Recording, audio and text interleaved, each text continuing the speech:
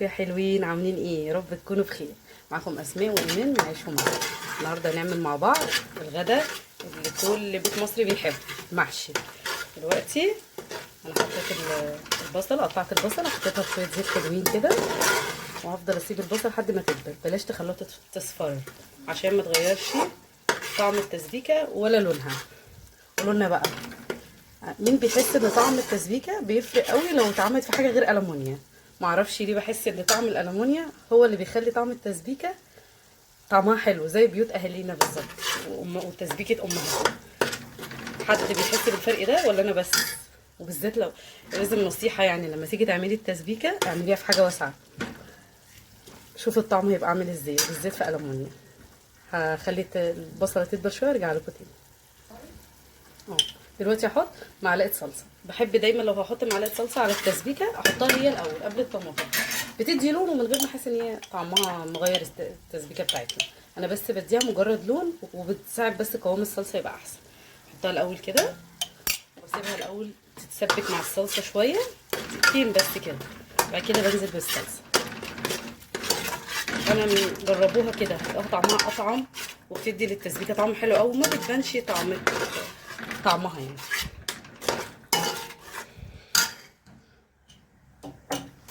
بصوا، بعد ما خليت معلقه الصلصه تتسبك شويه مع البصل هنزل بالطماطم.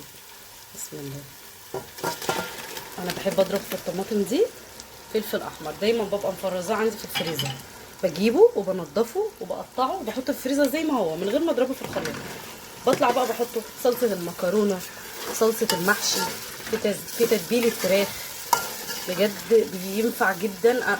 دايما لما بلاقيه في السوق لازم نجيبه وننضفه ونقطعه ونحطه في الفريزر، ما اقدرش استغنى عنه.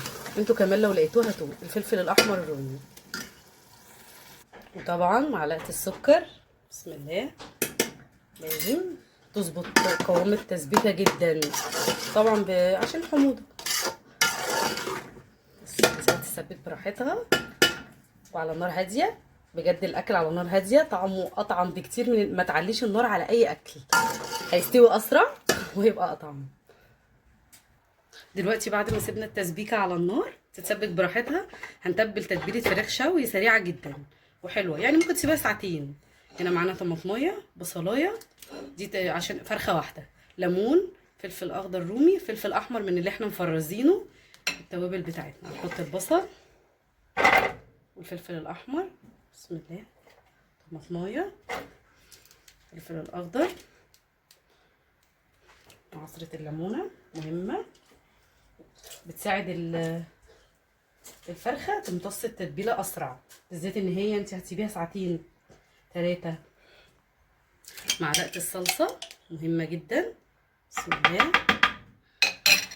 التوابل بتاعتنا فلفل اسود، 7 بهارات، بابريكا وملح، جنزبيل، كزبره، دي سماق. بحب احطه، بحس ان هو حلو قوي في الشوي، في تتبيلات الشوي. بسم الله. معلقه عسل اسود. على فكره العسل الاسود طبعا اكيد كلكم عارفين ان هو بديل دبس الرمان، كمان بيدي يعني لون حلو قوي للفرخه وهي مشويه. بسم الله. جربوها هتعجبكم جدا، تتبيله سريعه في ساعتين هتلاقي الفرخه ريحتها تحفه. خل والليمون هنا بيساعدوا الفرخه تمسك في التتبيله بسرعه.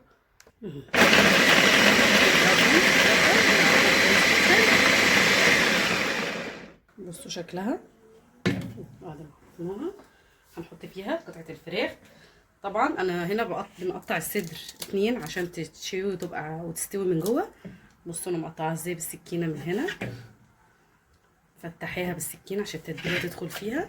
هنقعد نعمل كده. بسم الله. نبدا نشبعها كويس جدا. نحطها هنا. بسم الله.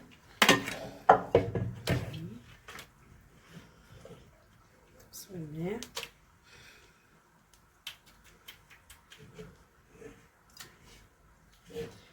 الورك سبته زي ما هو عشان ما ينشفش، بس برضو فتحته بالسكينه. بسم الله. انا نسيت حاجه مهمه جدا، الزيت. بسم الله.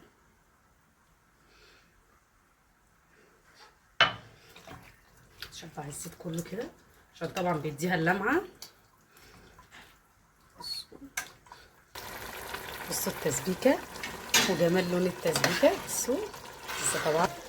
بسم الله الرحمن الرحيم. فلفل اسود شويه حلوين كده وشويه كزبره بسيطه جدا تديها ريحه حلوه بصراحه. الريش غسلته كويس جدا وصفيته كويس جدا.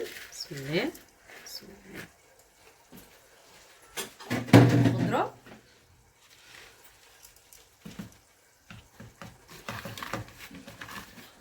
بسم الله الرحمن الرحيم.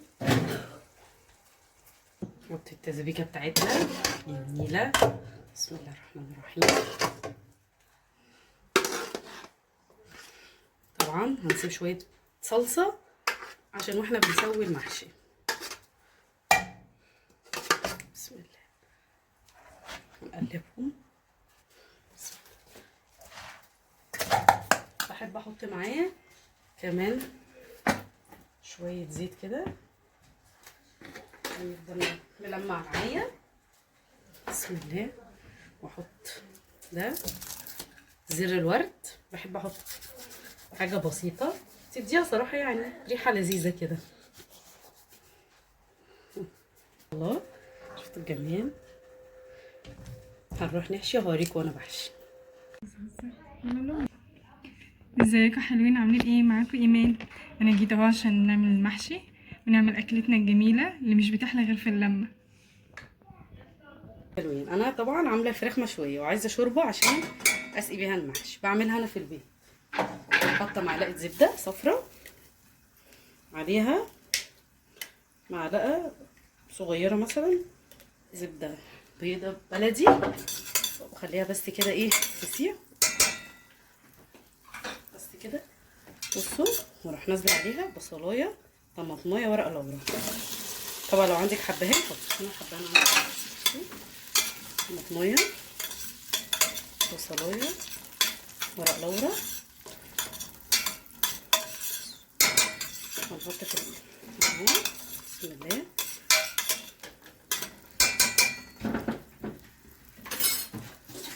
بصوا اول ما ريحه البصله تطلع مع الطماطم اروح نازله عليها بميه. بسم الله. بصوا بسم الله الرحمن الرحيم. بسم الله. اروح نازله عليها برشه فلفل اسود حلوه كده مكعب مرقه دجاج. لو عندك مرقه خضار حطي تديها طعم وريحه حلوه جدا. سيبها تغلي كويس جدا مع بعض على النار. نحط لها الملح بتاعها وتبقى جاهزه معاكي احسن شويه. الشوربه اللي انا عاملاها بصوا ده خلصنا حشي المحشي. نحط عليها معلقه صلصه من فوق مهمه جدا. بسم الله الرحمن الرحيم. بصراحه بتخلي لون المحشي تحفه. بسم الله الرحمن الرحيم. الشوربه احلى اكله دي ولا ايه؟ بسم الله. الباذنجان بسم الله الرحمن الرحيم. برضو حطينا له معلقه صلصه والفلفل الجميل بتاعنا. طبعا لو تلاحظوا مفيش اي حاجه هنا فيها فلفل حراق. طبعا السبب معروف. مش انا اكيد. اكيد السبب اي حد غيري. بصوا يا جماعه دول حبه المحشي بتوعي الصغننين عشان اقدر اكل حاجه حراقه. بنعذبها بنعملها حله لوحدها. بسم الله. دلوقتي يا حلوين بعد ما سيبنا الفراخ حوالي ساعتين. طبعا لو عندك فرصه تسيبيها اكتر اعملي كده. ممكن تعمليها قبلها بيوم. كل ما بتقعد في التتبيله اكتر كل ما بيبقى طعمها اجمل. بس طبعا التتبيله دي حلوه وسريعه يعني مفيش مشكله لو مستعجله. وعلى فكره لو مستعجله قوي ممكن تتبليها ونص ساعه وتحطيها مفيش اي مشكله. هنحطها على الشبكه تحتيها صينيه ونحط في الصينيه. بتحطي ميه وورق لورا عشان تديها ريحه حلوه. بسم الله الرحمن الرحيم. بصوا هنحط في الصينيه ميه ورقه لورا. بصوا يا حلوين وهي في الفرن. بصوا ما شاء الله استوت ازاي. هنفتح لها الشوايه دلوقتي وانا اوريكم شكلها. جميله والحته تحفه. النور قاطع هنضطر ناكل في الضلمه. بصوا ما لا شاء حرام، الله. الاكله التحفه دي تاكل في الضلمه.